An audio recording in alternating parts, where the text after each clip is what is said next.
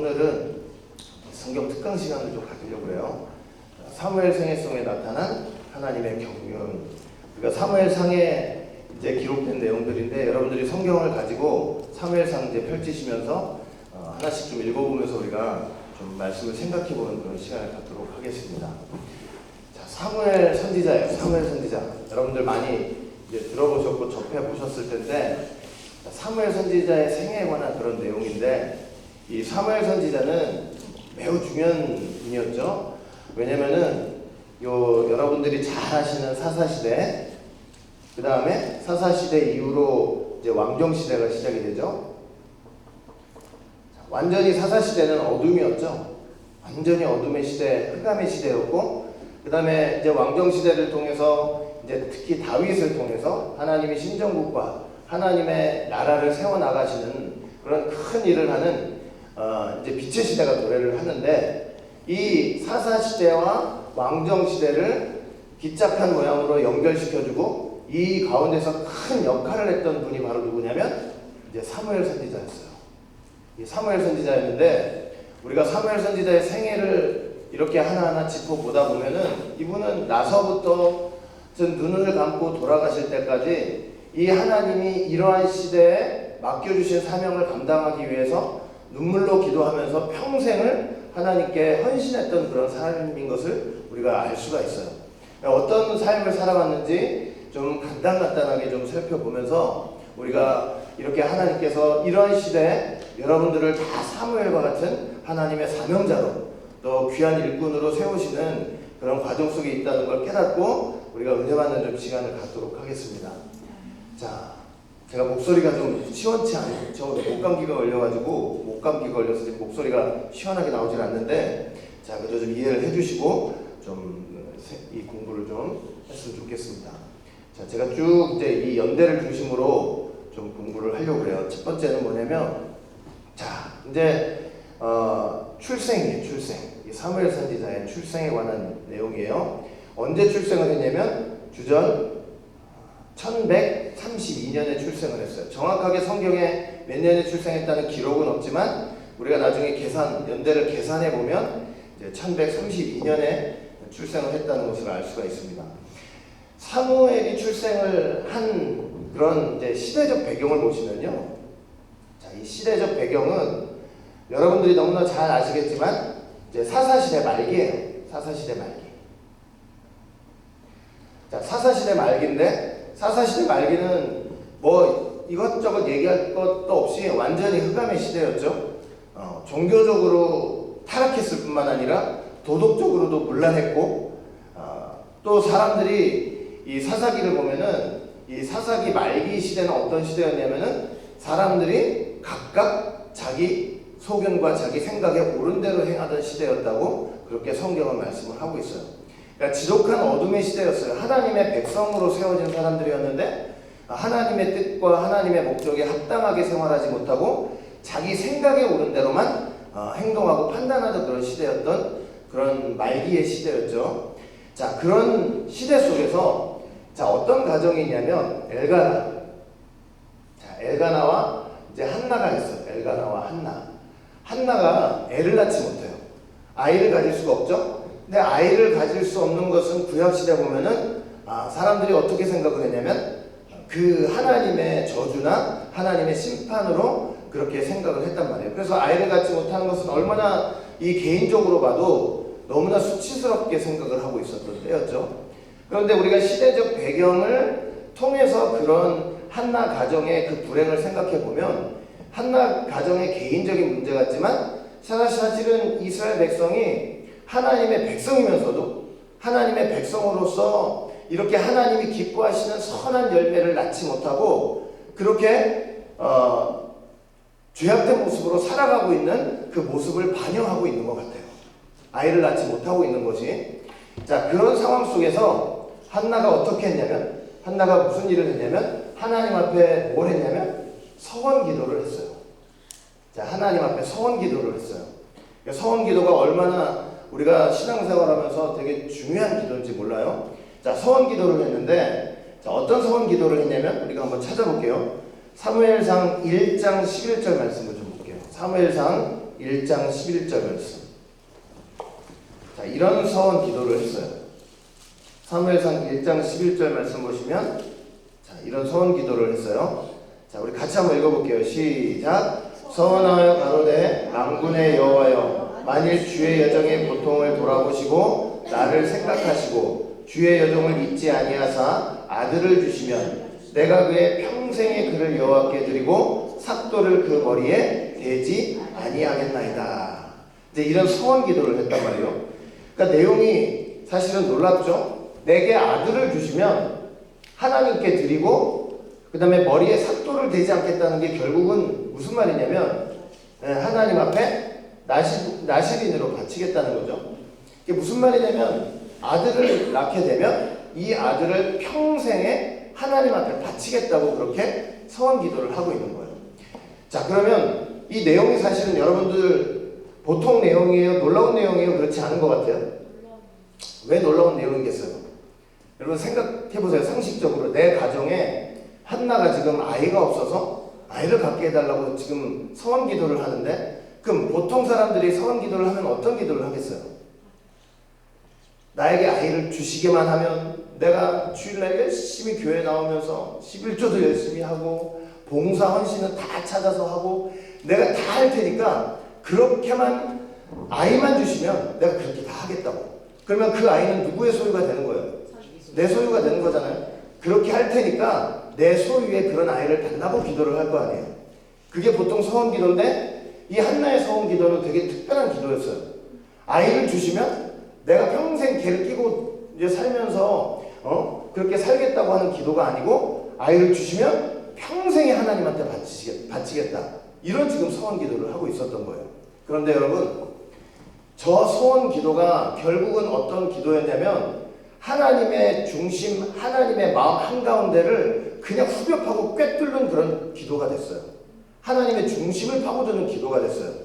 왜냐면 하나님께서 지금 마음과 중심 생각에 어떤 계획과 생각을 갖고 있으시냐면 이 사사시대, 이 극악한 어둠의 시대에 평생 하나님께 헌신할 하나님의 사명자를 이 시대에 내야 되겠다는 마음이 있으신데, 한나가 그 기도를 하면서 내가 내 자식 갖겠습니다 이렇게 기도를 한 게 아니고 하나님 앞에 평생 바쳐서 하나님의 일을 위해서 충성할 아들을 하나님 앞에 낳겠습니다 이렇게 기도를 한 거예요. 그래가지고 그 기도는 어떻게 됐냐면 개인의 욕심을 구하는 기도가 아니고 하나님의 중심 마음을 꿰뚫는 기도가 돼버린 거예요. 이 어두운 시대에 평생 하나님을 위해 헌신할 사명자 하나를 하나님께서 이 시대에 내려고 했거든요. 근데 그 마음에 합당한 기도를 딱 하니까 그 기도를 하자마자 하나님이 어떤 응답을 주시느냐. 자, 사무엘상 1장 19절부터 20절 보세요. 사무엘상 1장 19절부터 20절. 자, 시작. 그들이 아침에 일찍이 일어나 여호와 앞에 경배하고 돌아가서 라마의 자기 집에 이르니라. 엘가나가 그 아내 한나와 동침함에 여호와께서 그를 생각하시니라. 하나님이 생각하셨다고 그랬죠? 20절. 한나가 잉태하고 때가 이름에 아들을 낳아 사무엘이라 이름하였으니 이는 내가 여호와께 그를 구하였다 함이더라. 이런 기도가 하나님의 마음과 중심을 정확히 움직인 기도가 돼서 응답이 어떻게 오냐면 그냥 그 즉시 응답이 오는 거예요. 그러니까 한나의 기도는 이 완전히 어둡고 타락한 시대 속에서 한나가 기도했던 그 기도의 내용은 하나님의 중심을 움직인 기도가 되었어요. 내가 아들 이런 일을 할 테니까 아들만 주시면 내가 평생 끼고 잘 먹고 잘 살겠습니다 이런 기도했다면 이런 응답이 없었겠죠. 그러니까 하나님이 그 시대에 합당하게 하나님의 중심과 마음을 움직인 기도를 하니까 이렇게 제가닥 응답을 주신 거예요. 그렇죠? 그래서 이 기도 한나의 기도는요, 사실 뭐가 생각이 나냐면 예수님이 하나님께서 창세전부터 마음 중심에 작정과 예정하시면서 가장 어둡고 타락한 시대에 이 땅에 예수님을 보내셨잖아요. 근데 그 예수님은 하나님 마음 깊은 중심에 계셨어요. 창세전에 작정과 예정 속에 계셨던 분 아니에요? 근데 그런 분을 이 땅에 딱 보내시는 그런 사건이 성육신 사건인데, 마치 사무엘의 출생은 그 하나님의 깊은 곳에 있던 것을 한나가 기도하면서 그 중심을 움직여서 이 어두운 시대에 사무엘이라는 걸출한 믿음의 그 사명자를 배출한 그런 사건이 예수님의 마음에 예수님이 이 땅에 오신 사건과 이렇게 비유될 만할 정도로 그런 놀라운 서원 기도의 응답의 사건이 있었다는 것을 우리가 볼 수가 있는 거예요. 아시겠죠? 이렇게 해서 출생한 사람이 바로 누구냐면 사무엘이었어요. 사무엘. 그래서 사무엘이 이제 이후로 어떻게 자라는가 한번 봤더니 이제 자식을 낳잖아요. 자식을 낳아가지고 자 여기 자식을 낳는데 1129년 이제 3살이 됐을 때예요. 3세. 자 3세가 됐을 때인데 이제 3세가 됐을 때 이제 어떻게 하느냐면 한나가 3세까지는 데리고 있다가 이제 3세가 되면 젖을 뗄 때가 돼요. 이 젖을 뗄 때가 됐을 때 사무엘을 어떻게 하냐면 하나님의 집으로 데리고 가요. 자기가 서원했던 그대로 하나님의 집으로 이제 그 어린 아이를 젖을 막 뗀 아이를 하나님의 집으로 그렇게 데리고 가는 거예요. 자 사무엘상 1장 24절 한번 볼게요. 1장 24절.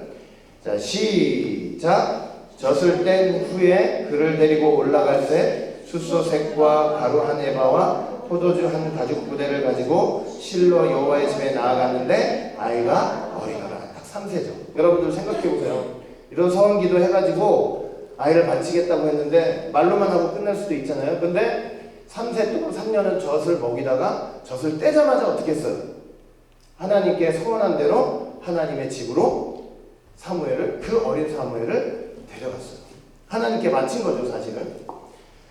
그때로부터 저 어린 젖을 막 뗀 이 사무엘이 저때로부터 이제 성경 볼 때 어떻게 자랐다고 되어 있냐면 한번 보세요. 눈으로 한번 쭉 보세요. 사무엘상 2장 11절 보시면 사무엘상 2장 11절 보시면 그 아이는 제사장 엘리 앞에서 여호와를 섬기니라.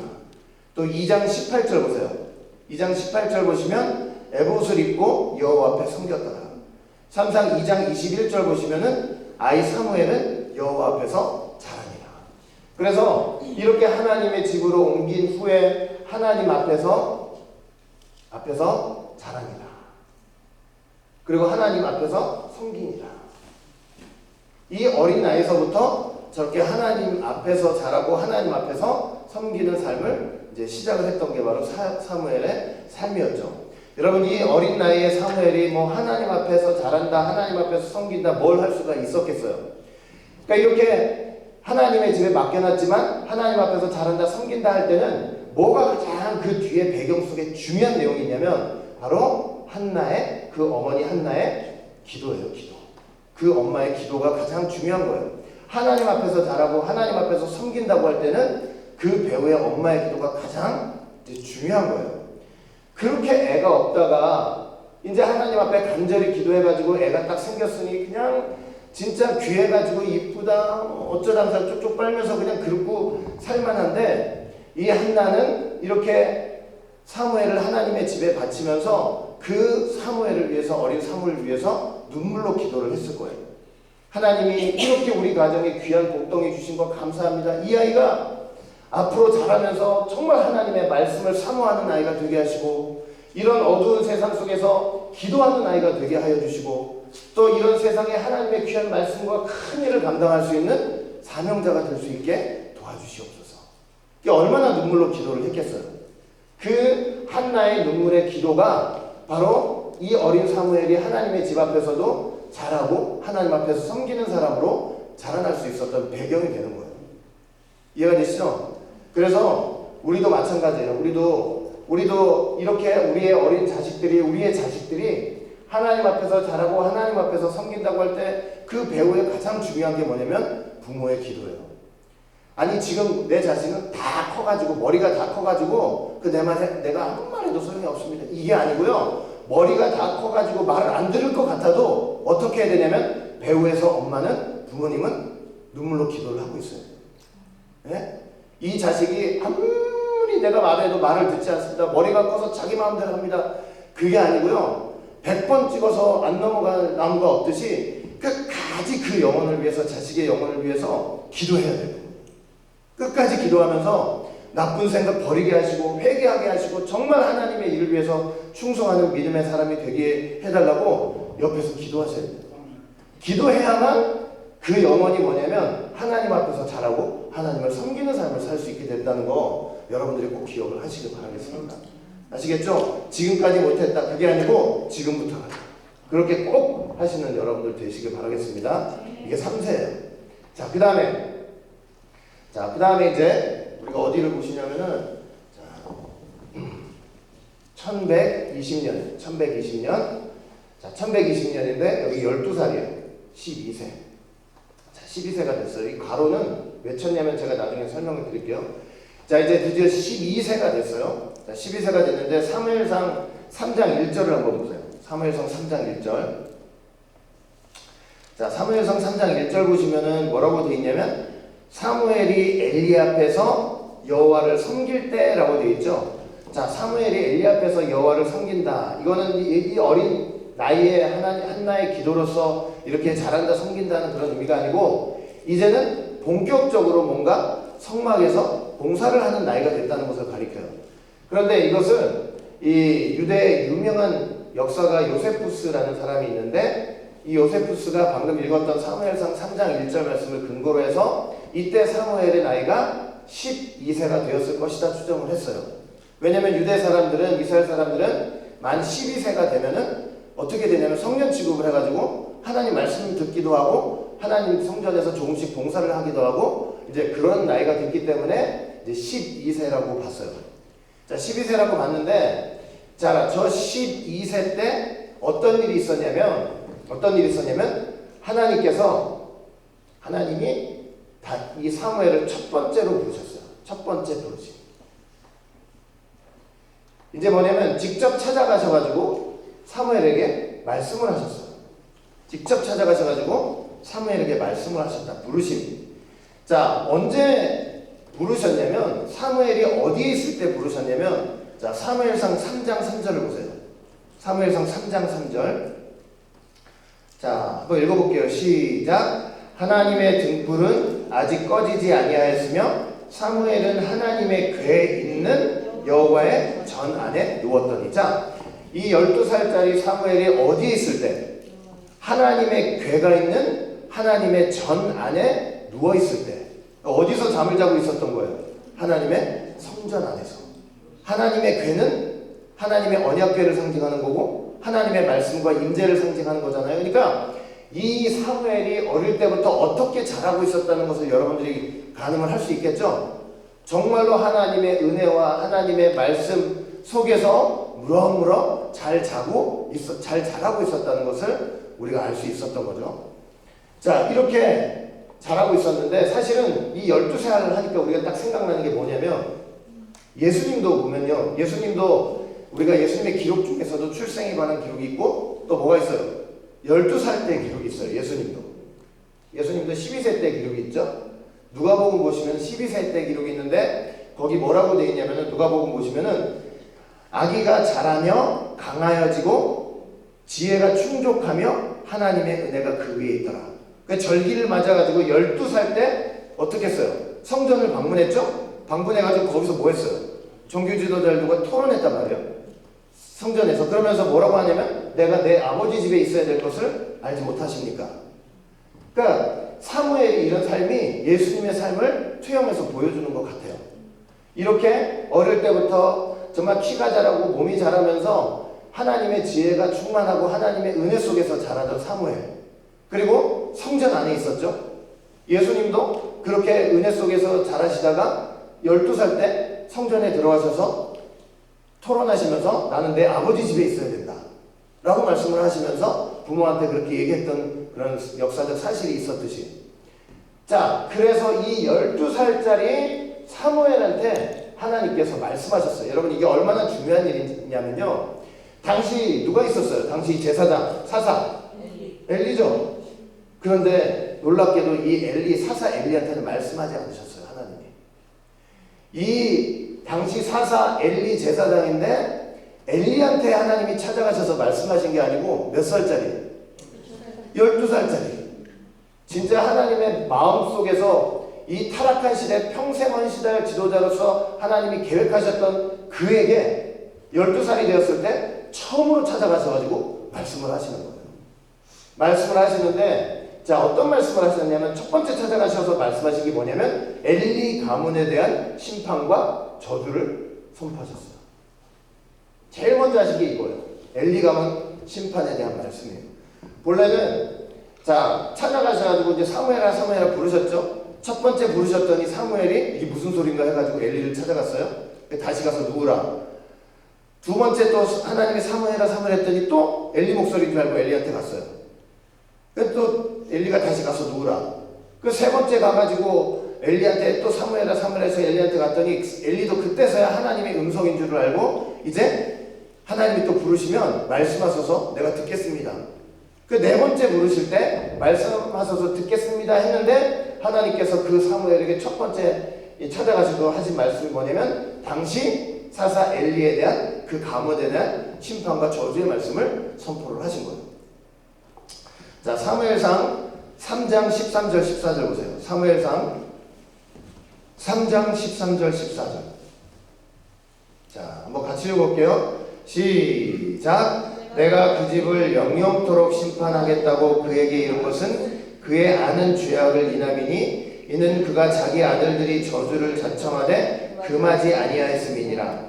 그러므로 내가 엘리의 집에 대하여 맹세하기를 엘리의 집의 죄악은 재물이나 예물로나 영영이 속함을 얻지 못하리라. 자, 이런 엄청난 말씀을 누구한테 지금 선포하시는 거예요? 12살짜리 사무엘에게 선포하시는 거예요. 이 엘리 가문의 심판과 저주를. 근데 왜 멸망시키신대요? 엘리의 죄악이에요. 엘리의 죄악이 있는데 그 엘리의 죄악이 뭐예요? 그 아들들의 죄악이죠? 홈리와 비느하스의 죄악이죠? 홈리와 비느하스가 무슨 짓을 했어요? 하나님한테 사람들이 재물 바쳐오면은 하나님 앞에 드리기도 전에 자기들이 좋은 거 다 꺼내 먹었죠? 회막에서 봉사하고 헌신하고 있는 여자들과 통간했죠? 가늠했죠? 엘리가 어떻게 했었어야 돼요? 그 엉망진창인 자식들 보면서 어떻게 해야 돼요? 붙잡아가지고 따끔하게 혼을 내야죠. 예? 너 그렇게 신앙생활하면 되겠냐고 그냥 아주 홍군형을 내야죠. 홍군형을 내야 되는데 엘리가 쉽게 말하면 그냥 내 아들, 내 두 아들, 다 큰 내 두 아들 흥흥하면서 한 말도 하지 않고 가만히 놔뒀어요. 하나님이 마음속에 무슨 생각을 했느냐? 너 니네 아들들은 그렇게 귀하면서 나는 귀하지 않아? 그렇게 귀하면서 나는 안 귀해? 그러면서 어떻게 했냐면 엘리 가문은 멸망시키겠다. 홈리와 비느하스 두 아들 내가 한날에 죽여버릴 거야. 이러면서 그 얘기를 12살짜리 사무엘에게 하신 거예요. 사무엘에게. 그러니까 이렇게 하나님의 말씀을 첫 번째로 받은 게 바로 12살 사무엘이었어요. 12살 때. 자, 그 다음에 자, 이제 30세가 됐어요. 30세가 됐어요. 자, 30세가 됐는데 이렇게 30세가 됐을 때는 언제냐면 1102년이죠. 1102년. 자, 30세가 됐는데 이 30세가 됐다는 거. 자, 30세가 됐을 때 자, 이 사무엘은 이제 뭘로 세워졌냐면 선지자로 세워졌어요. 자, 선지자로 세워졌다고 성경 말씀하고 있어요. 자, 사무엘상 3장 19절 20절 한번 볼게요. 사무엘상 3장 19절 20절. 자, 12살부터 이제 3살부터 하나님의 집에 맡겨져 가지고 부모가 눈물로 기도하죠. 이렇게 하나님의 은혜 속에서 자라고 있어요. 그래가지고 30살이 됐죠. 12세부터 이제 18년이 지난 거예요. 그러면 이렇게 18년이 지나서 30세가 된 사무엘의 모습이 어떤가 한번 보잔 말이에요. 여러분들 기도하면서 한 말씀도 땅에 떨어지지 않게 해달라고 기도할 때 있잖아요. 그 기도가, 그 말씀이 어디서 나온 거예요? 사무엘한테 나온 거예요. 자, 한번 볼게요. 사무엘상 3장 19절 20절. 시작. 사무엘이 자라매 여호와께서 그와 함께 계셔서 그 말로 하나도 땅에 떨어지지 않게 하시니 단에서부터 브엘세바까지의 온 이스라엘이 사무엘은 여호와의 선지자로 세우심을 입은 줄 알았더라. 이런 말씀이 있어요. 그러니까 이렇게 하나님의 집에 맡겨져가지고 부모가 눈물로 기도해요. 또 하나님이 찾아가셔서 말씀하셔요. 하나님의 은혜 속에서 자라다가 30살이 됐는데, 자, 30살이 된 사무엘의 모습을 딱 보니까 하나님의 도우심으로 하나님의 말씀을 들으면 어떻게 한대요?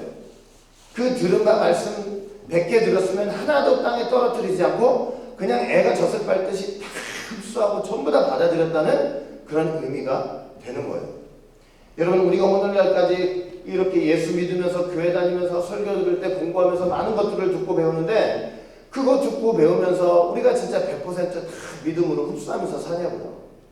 그냥 공부하면서 설교하면서도 남편 생각, 부인 생각, 자식 생각, 사업 걱정, 무슨 걱정하면서 그렇게 생각이 흐트러져 있는 순간은요, 하나님 말씀 들을 때 그 말씀을 다 어떻게 하고 있는 순간이냐면 땅에 떨어뜨리고 있는 순간이에요. 믿음으로 쪽쪽 애가 젖을 빨듯이 흡수를 해야죠. 믿음으로.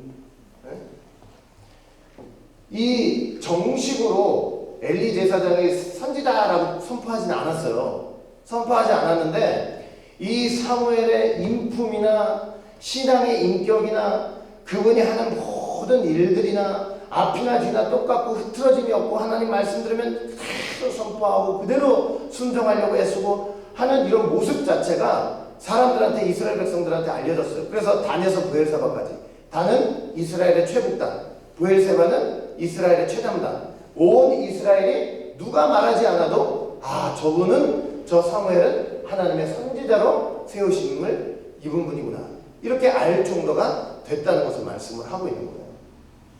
그때가 바로 언제냐면 30세라는 거예요. 여기 30세라는, 성경에 30세라는 표현은 없어요. 그러나 여러분들 보세요. 우리가 구약 성경 보시면은 제사장, 레위인, 선지자 뭐가 됐든지 간에 언제부터 공식적으로 사역을 시작해요? 항상 30세부터예요. 30세부터 50세까지예요. 알겠죠? 그 전에 실무를 배운다고 25세부터 시작할 때도 있고 20세부터 잡일을 할 때도 있고 하지만 공식적으로 시작하는 건 항상 몇 세부터예요? 네. 오늘날도 목사들의 자격 중에 하나가 뭐냐면 30살이에요. 30살. 나이가 돼야 돼요. 30살.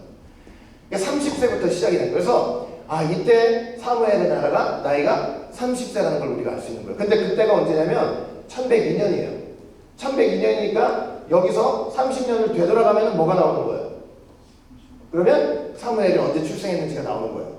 그래서 가로를 쳐놓은 거예요. 여기는 이게 출생 연도가 나오지 않았지만 이걸 기준으로 해서 보면 1132년이 되는 거예요. 알겠죠?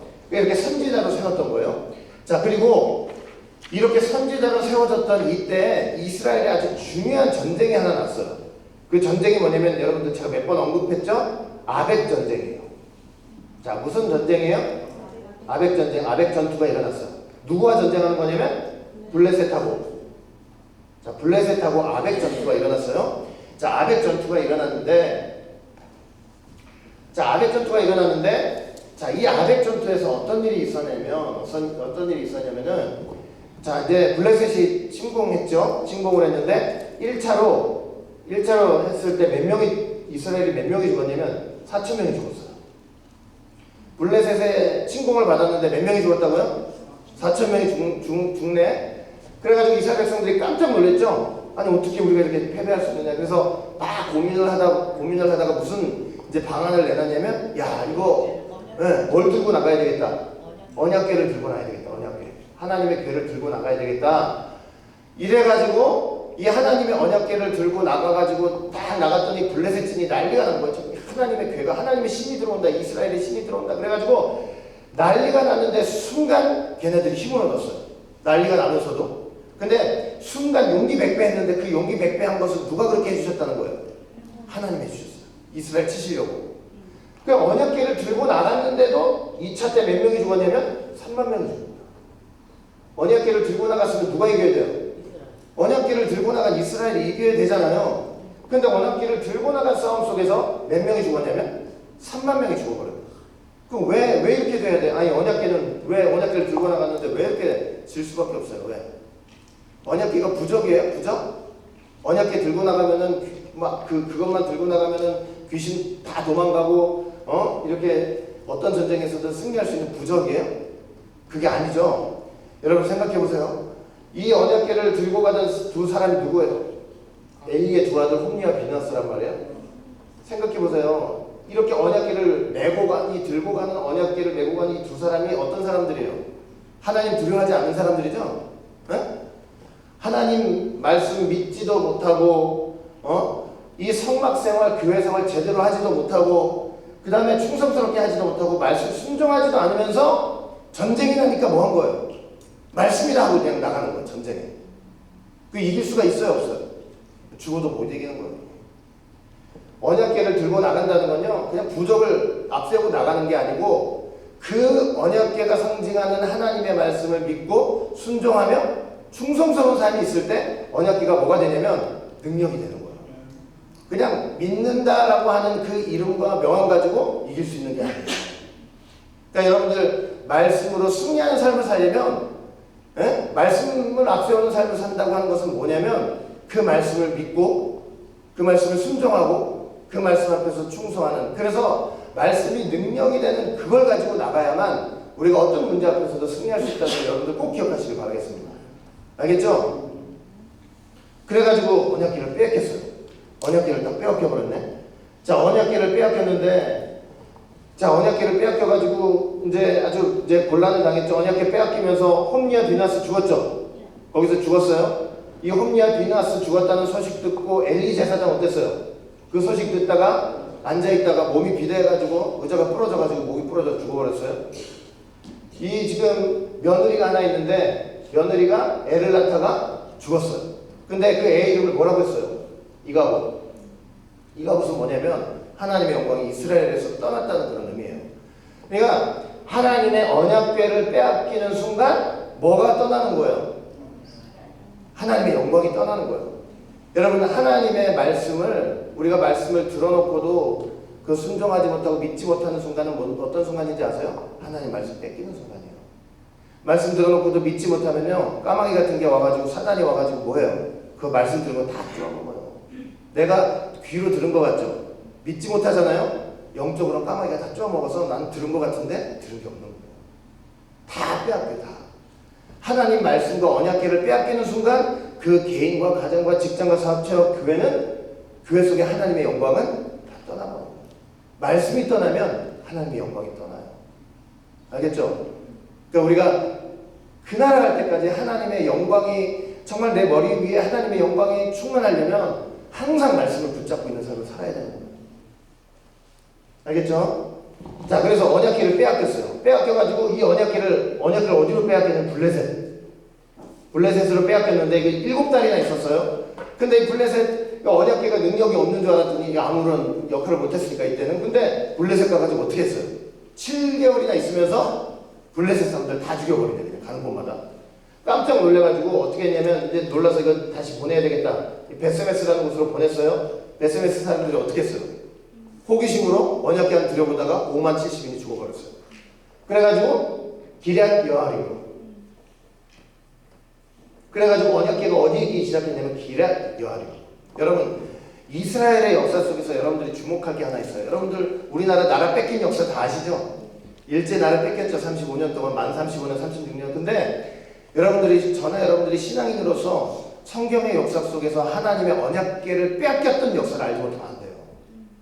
빼앗겼는데 그걸 어떻게 다시 찾아왔는지 이 역사를 알아야만 되는 거예요. 우리나라 역사도 중요하듯이 이 하나님의 구속사, 하나님의 역사 속에서 언약궤를 빼앗겼던 역사, 그리고 어떻게 찾아온 과정이 있었는지도 여러분들이 잘 알고 계셔야 돼요. 그래야 우리 삶 속에서도 언약궤를 빼앗기지 않고 빼앗겼더라도 자꾸 찾아오는 역사를 할 수 있습니다. 자, 이런 역사가 있었던 것이 바로 30세 때요. 예수님도 보세요. 예수님도 공생을 몇 세 때 시작하셨어요? 30세. 자, 그리고 여러분들 한 가지 의문이 들 수 있어요. 왜냐면 지금 요때 지금 1102년에 30세가 돼가지고 온 이스라엘 백성들이 선지자로 다 알아. 은혜 충만, 말씀 충만, 말씀만 들으면은 있는 그대로 선포하고 그냥 능력이 있는 선지자예요. 그러면 블레셋이 쳐들어와가지고 아벡 전투가 일어났어요. 그럼 엘리 제사장이 자기는 늙고 비대해가지고 움직이지도 못해요. 누굴 앞세우면 돼요? 당연히 그러면 온 이스라엘이 선지자로 알고 있는, 말씀을 하나도 땅에 떨어뜨리지 않는 이 선지자를 앞세우면 이 전쟁에서 어떻게 할 수 있어요? 근데 누굴 앞세웠어요? 왜 나서지 못했을까? 왜 선지자가, 이 사무엘 선지자가 왜 나서지 못했을까요? 엘리가 뭐 한 거예요? 엘리가 자기 자리를 내놓지 못한 거예요. 선지자가, 하나님이 인정하시는 선지자가 세워졌는데도 그 자리를 놓지 못했어요. 끝까지, 죽을 때까지, 야, 내 두 아들하고 한번 해보자. 응? 내 두 아들하고. 너희들이 총사령관이고 너희들이 대장이야. 너희들이 나가서 이겨가지고 와라. 끝까지 자기 자리를 놓지 못하고 자기 두 아들 앞세우다가 결국은 어떻게 했냐면 두 아들 다 죽고 자기도 죽고 나라도 망하고. 나라가 망한 건 아니지만 언약궤 빼앗겨버리고 영광이 떠나고. 그러니까 이런 때 사무엘이 나섰으면 얼마나 좋았겠어요. 근데 자리를 놓지 못하다가 결국은 이렇게 멸망의 길을 간 거예요. 자, 그 다음에 이제 50세가 됐어요. 50세. 자, 50세가 됐고 이때가 언제냐면은 이제 1082년이에요. 1082년. 자, 50세가 된 이제 사무엘인데 이 이제 되게 중요한 게 뭐냐면 미스바 회개 운동이에요. 미스바 회개 운동. 자, 미스바라는 곳에서 회개 운동을 한 거죠. 미스바라는 곳에서 회개 운동을 했어요. 이 미스바에서 사람들이 사무엘이 이제 사람들을 미스바라는 곳으로 다 모이게 해가지고 어떻게 했냐면 하나님 앞에 눈물로 회개하고 금식하게 하면서 하나님 앞에 회개하도록 만든 현장이에요. 그러니까 여기 지금 아벳 전투로부터 20년 있죠. 이 20년 동안 사무엘이 어떤 삶을 살았는지 알 수 있어요. 엘리 다 죽고 이제 사무엘이 선지자로 활동을 하면서 하나님의 말씀을 눈물로 선포하면서 그 말씀 앞에 사람들이 철두철미하게 회개할 수 있도록 건면하고 붙잡아주고 했던 참된 지도자의 역사를 했던 것이 바로 이 20년이었고 그 꽃이 뭐냐면 미스바 회개 운동이에요. 그 눈물로 회개했어요. 회개하는 바로 그 현장이에요. 그런데 블레셋이 이 사람들이 미스바에 모였다는 이 회개 운동이 일어나고 있는 이 현장에 모였다는 걸 듣고 어떻게 하냐면 블레셋이 또 들어와 첫 침공해 왔네. 그래가지고 일어난 전투가 뭐냐면 미스바 전투예요. 간 높으죠? 그죠? 하나님의 선지자가 하나님의 말씀을 선포하면서 회개하고 있는 거기에 자기들은 때가 됐다고 생각하고 침공을 해 들어간 거예요. 하나님은 어떻게 하셨냐? 어떻게 하셨어요? 뭐 칼로 죽일 필요도 없어요. 블레셋 사람들. 하나님이 큰 우레를 보내셔가지고 사람들 다 흩어지게 만들어가지고 완전히 블레셋을 패하게 만드셨어요. 자, 사무엘상 7장 10절 한번 볼게요. 사무엘상 7장 10절.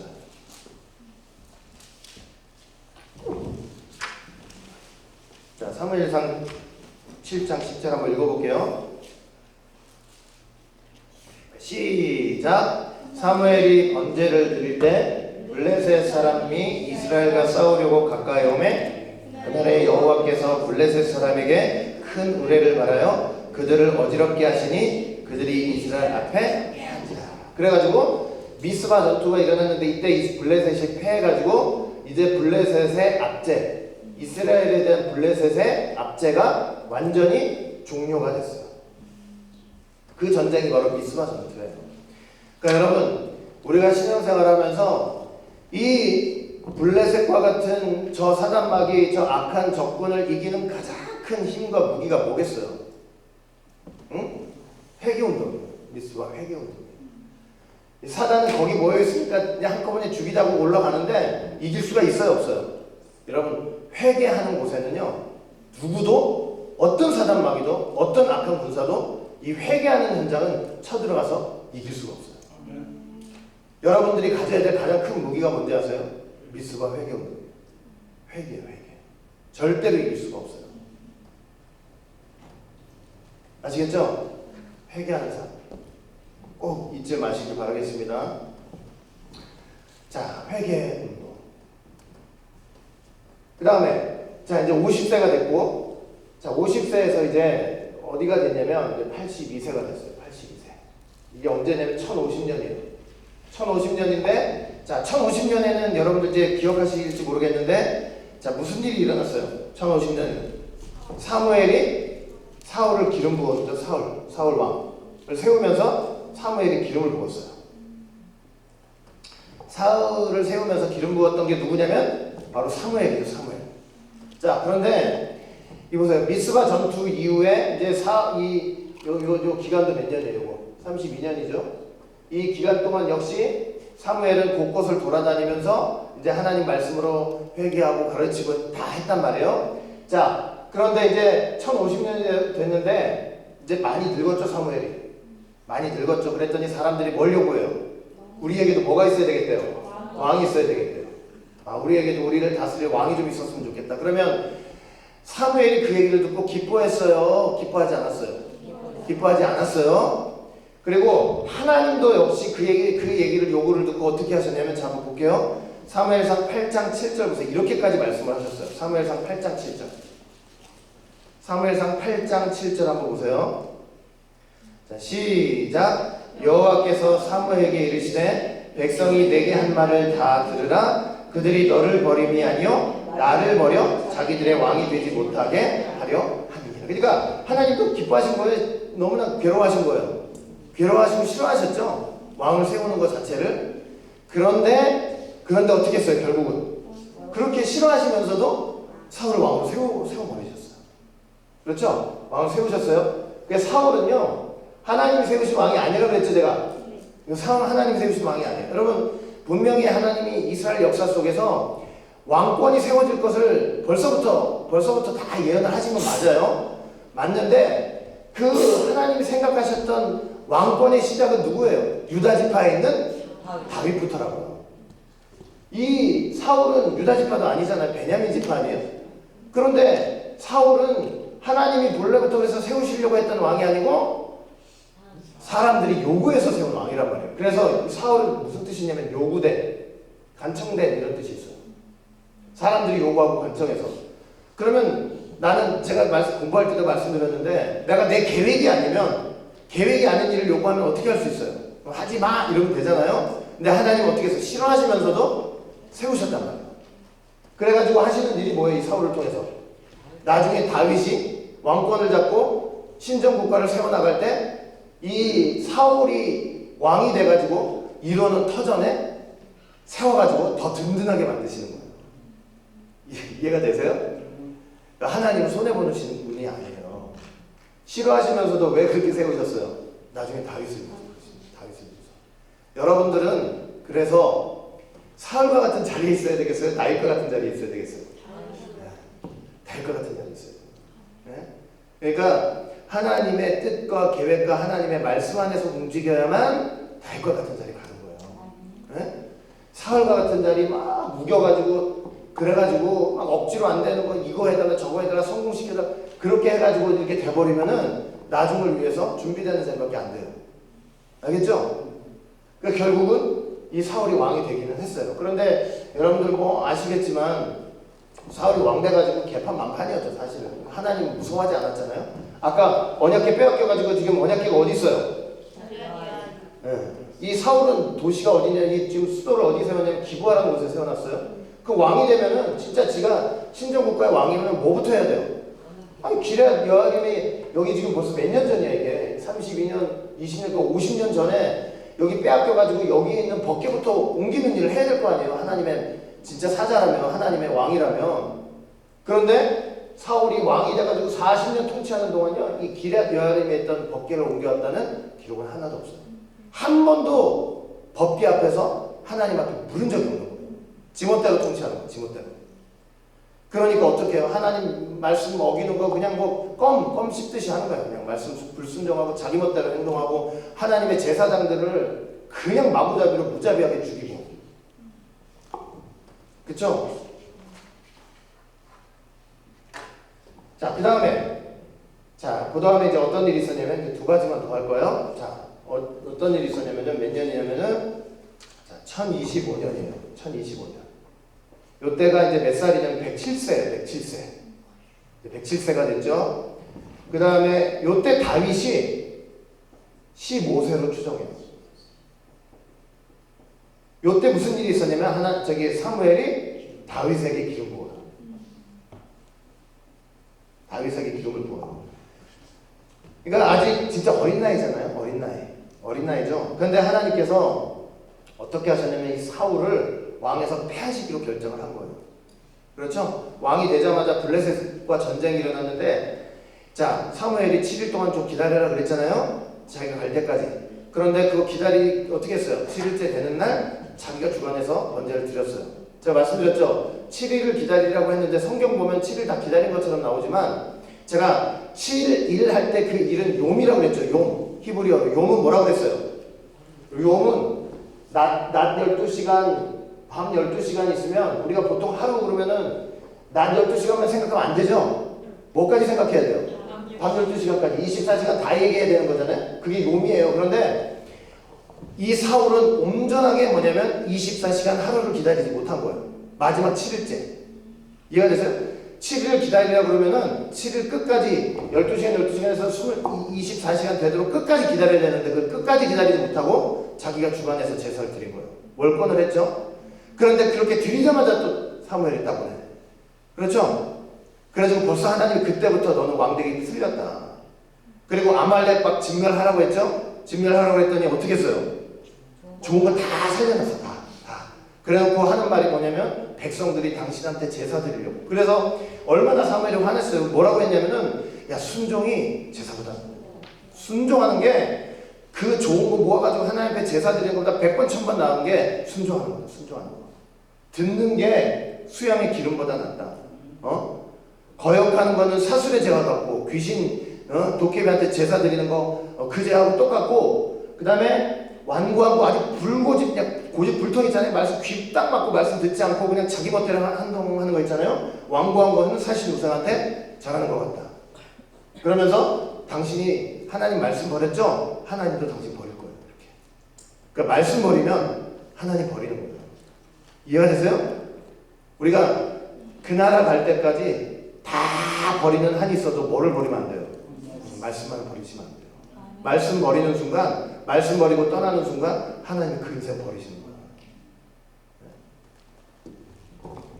그래가지고 패했어요. 그래가지고 이제 다윗을, 하나님이 누구를 점 찍어놨냐면 다윗. 그런데 다윗은 어떤 사람이라고 그랬냐면, 자, 제가 한번 이제 말씀드리긴 했지만 사도행전 13장 21절부터 22절 보시면 다윗이 어떤 사람이냐면 하나님 뭐라고 그랬어요? 내 마음에 합한 사람. 제가 이거 설명드리고 기억나죠? 우리 공부 시간에 울롱선이 이 얘기 하시면서 항상 무슨 얘기 하셨냐면은 카메라 얘기했다고 그랬죠. 카메라. 다윗이 하나님 마음에 하나님 마음에 합했다는 게 뭘까? 이제 그 얘기를 하시면서 비유를 드시면서 카메라 얘기를 하시는데, 수동 카메라 그랬죠? 옛날 수동 카메라는 초점을 어떻게 맞아요? 지금은 자동으로 다 되지만 막 이리저리 조리개를 움직여가지고 그 사물을 정확히 딱 이제 선명하게 조리개를 맞추잖아요. 그러니까 마음에 합했다는 것은 뭐냐면 그 조리개를 이리저리 움직여가지고 그 사물을 정확히 초점을 딱 맞추는 바로 그 상태를 가리킨다는 거예요. 그러면 하나님 마음에 우리가 마음의 합한 자가 되려면 하나님의 조리개 속에 우리가 어떻게 해야 돼요? 초점이 딱 맞아야 되겠죠? 그럼 하나님의 조리개 뭐라고 그랬어요? 성경이에요. 성경. 하나님 말씀이 하나님의 조리개예요. 그러니까 우리가 정말 하나님의 마음에 합한 자가 되려면 어떻게 해야 돼요? 여러분들 내 정성, 그리고 나의 뜻대로, 뭐 나의 계획대로 그 절대로 하나님의 조리개가 될 수 없어요. 네? 하나님의 조리가 될 수 있는 건 단 하나밖에 없어요. 성경 말씀밖에 없어요. 말씀에 합해야만 하나님 마음에 합한 거예요. 말씀은 젖혀두고 내가 지극정성에서 하나님 모시겠다? 그러면 그 정성도 하나님 어떻게 하신다고 그래요? 정성에도 충돌하신다고 그랬어요. 인간의 정성도 충돌하세요. 네? 그러니까 항상 우리는 하나님 마음에 초점에 맞추는 삶이라는 것은 하나님 말씀에 나를 자꾸 맞춰나가는 삶이에요. 그러면 하나님과 초점이 딱 맞아요. 그 마음에 합한 사람이 되는 거예요. 알겠죠? 그래가지고 그 다윗의 때 기름을 보세요. 처음에 이 다윗의 형제들 중에 장자 엘리압을 딱 보고, 야, 쟤다. 흠치하고 키도 잘생기고 등치 좋고 그냥 잘생겨가지고 사무엘 보기엔 쟨 거야. 그랬더니 하나님 뭐라고 그러세요? 야, 너는 외모를 보지 난 중심 보는 사람이야. 난 중심 보는 하나님이야. 그래놓고 난 이미 쟤를 버렸다. 그랬을 때 사무엘이 어떻게 했어요? 그 순간 자기 생각 딱 버리고 다윗에게 기름 부은 거예요. 그것도 얼마나 위대한 일인지 몰라요. 내 생각은 쟤인데 하나님이 얘라고 하시니까 그 순간 나를 포기할 수 있는 거죠. 네? 사무엘은요, 날 때부터 돌아가실 때까지 한 번도 자기를 주장하지 않아요. 하나님 말씀이라면 즉시 나를 포기하는 거예요. 네? 그리고 1015년 117세 이때는 한참 뭐냐면 다윗이 도망가고 있었던데, 다윗이 25살이에요. 30살에 왕이 되잖아요. 그냥 항상 도피 생활하고 있을 때죠. 이 사무엘이 이때 죽었어요. 죽으면서 그 소식을 듣고 다윗이 어디로 도망가냐면 바람광야, 제일 남쪽으로. 영적 지도자가 죽어가지고 놀래가지고 남쪽으로 도망가는 거예요. 근데 생각해보세요. 다윗이 이 사무엘이 눈을 감으면서 뭘 했겠을까요? 뭘 했을까요? 눈을 감으면서. 이렇게 하나님의 뜻을 위해서만 살아온 이 사무엘이 눈을 감으면서 마지막 한 일이 뭐예요? 다윗한테 기름 부었잖아요. 그런데 다윗이 지금 이 사울 같은 사단 마귀한테 쫓기는 걸 보고 있단 말이에요. 지금 이게 20년, 1120년부터 1010년까지 지금 사울이 10년 다윗이 도망가고 있어요. 사울한테 쫓기고 있어요. 그 한 가운데 아니에요? 그러니 지금 다윗한테 마지막으로 사무엘이 한 일이 다윗한테 기름을 붓고 왕이 돼야 되는 게 하나님의 뜻인 것을 알고 기름을 부어놨는데 저렇게 사울한테 도망다니면서 고난을 당하고 있단 말이에요. 그러니 사무엘이 그 눈을 감으면서 무슨 생각을 하면서 갔겠냐고요. 눈을 감으면서까지 저 사울에게 쫓기는 다윗이 절대로 사울한테 먹히지 않고 하나님의 뜻대로 왕이 되기를 간절히 기도하면서 눈을 감았어요. 여러분, 사무엘이 아까도 말씀드렸지만요, 이 사사시대, 이 어두운 시대에 정말 하나님 마음속에 있었던, 정말 하나님 중심 속에 있었던 하나님의 평생 헌신할 그런 지도자로서 그렇게 이 땅에 태어나가지고 눈을 감는 순간까지 어떻게 했냐면 정말로 하나님의 뜻만을 생각하고 하나님 말씀대로 이루어지기를 바라면서 기도하면서 그렇게 살아온 삶이 바로 사무엘의 삶이었어요. 한순간도 흐트러짐 없이, 성경에 보면 몇 살에 나가지고 이렇게 몇 년 이렇게 돼 있지 않고요. 그냥 이렇게 나가지고 이런 일이 있었다고만 돼 있는데 하나하나 이렇게 연도를 살펴보니까 정말 이런 시대에 이렇게 태어나가지고 죽는 이때까지도 이렇게 살아갔다는 것을 우리가 알 수 있잖아요. 그러니까 저는 이렇게 생각해요. 이렇게 진짜 연도를 하나하나 살펴보는 거 우리는 뭐 저렇게 이렇게 연도까지 다 살펴봐야 되나 생각하지만 여러분 생각해 보세요. 하나님 앞에 여러분들이 딱 가셨는데 하나님이 너 언제 나가지고 뭐 하다가 왔니? 이러는 게 좋아요? 아니면 그렇지 너 어떤 시대 몇 년에 태어나가지고 뭐 하다가 몇 살까지 살다가 뭐 이렇게 나를 위해서 헌신하고 왔구나. 하나님 다 기억해 주시는 게 좋아요? 어때요? 네. 이게 뭔지 아세요 지금? 하나님이 마지막 때 우리가 하나님 앞에 갔을 때 하나님 우리에게 하실 일일 거예요. 하나하나 연도를 살펴가면서 그 사람이 무엇을 했는지 하나님이 기억해 주시는 그거예요. 그거. 제 말 이해되세요? 그러니까 무슨 일을 했다는 거 왜 이렇게 해야 돼? 그게 아니고 마지막 때 내가 저런 사람 이 사람처럼 이런 자리에서 내가 몇 살 때 뭐 했고 정말 오직 예수에 와서 뭐 이렇게 조금이라도 작은 일이라도 충성하면서 이렇게 했다는 거 하나님이 기억해 주신다고 하면은 하나님이 기억해 주시는 바로 구원이에요.